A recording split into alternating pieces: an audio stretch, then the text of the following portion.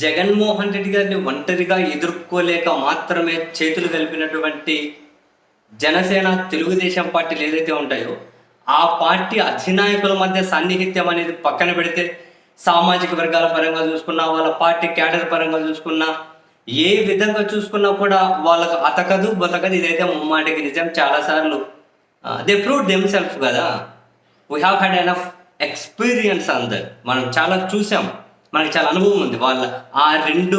ఆ ఇద్దరు అధినేతల పక్కన ఆ కథ పక్కన పెడితే మిగతా అన్ని రకాలుగా క్యాడర్, సామాజిక వర్గం, మీడియా ఎవరి మీద ఎట్లా దాడి చేస్తారు, we had much enough experience, చూసాం కూడా. అయినా ఇప్పుడు రెండు పార్టీల మధ్య అధికారంలోకి వచ్చిన తర్వాత కూడా సఖ్యత కనిపించట్లేదు. పైపైన పూత పూసి ముందుకు వెళ్తూ ఉన్నారు.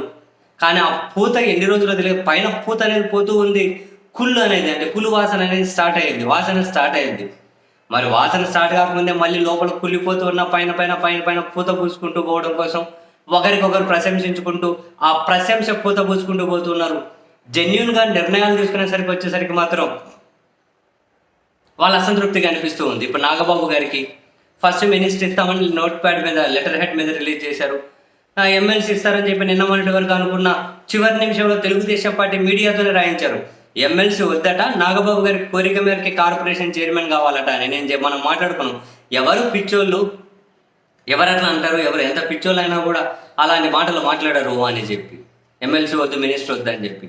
సో దీనికి చిరెత్తుకొచ్చినటువంటి జనసేన అధ్యక్షుడికి డైరెక్ట్గా టీడీపీని సంప్రదించకుండానే ప్రకటన చేసేశారు ఎమ్మెల్సీగా నాగబాబు గారు అని.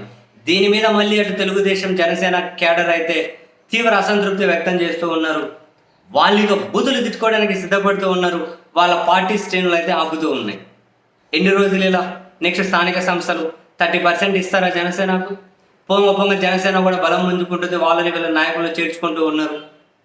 అటువంటిప్పుడు మరి టీడీపీకి ఎక్కువ సీట్లు ఖచ్చితంగా ఇవ్వాల్సి ఉంటుంది, అన్నిట్లోనూ ఎక్కువ వాటా ఇవ్వాల్సి ఉంటుంది. సో ఏ విధంగా చూసుకున్నా కూడా జనసేనను సాటిస్ఫై చేయడం కోసం టీడీపీ ఏ స్థాయి వరకు కిందకు వెళ్ళగలుగుతుందో ఆ విషయం చూడాలి. అండ్ టీడీపీతో బేరసారాలకు జనసేన ఏ స్థాయి వరకు పట్టు విడుపులు ఉంటాయో చూడాలి. ఒకటైతే ఫ్యాక్ట్ అండి, ఈ రెండు పార్టీల మధ్య కుళ్ళు వాసన అనేది స్టార్ట్ అయింది. ఎన్ని రోజులు అదేమంటారు, మురిగిపోయి ఇద్దరు విడిపోతారు అన్న విషయం తెలియదు. లేదు, ఒకవేళ మనం కనుక విడిపోతే అక్కడ జగన్మోహన్ రెడ్డి గారిని ఎదుర్కోలేమని చెప్పి భయం కనుక అన్నింటినీ డామినేట్ చేస్తే కలిసి ఉంటారు. ఏదో ఒకట్లే ఫస్ట్ మనమైతే ఇటువైపు ఉందాం అందరం కలిపి, ఒకరికైతే ఆయన ఎదుర్కోలేమని అంటే, కాదుకూడదు అంటే ఇబ్బందుల్లోకి వెళ్ళిపోతాం అని చెప్పి వాళ్ళు భయపడిన వాళ్ళు కలిసి అయితే ఉంటారు. ఇదైతే ముమ్మాటికి నిజం.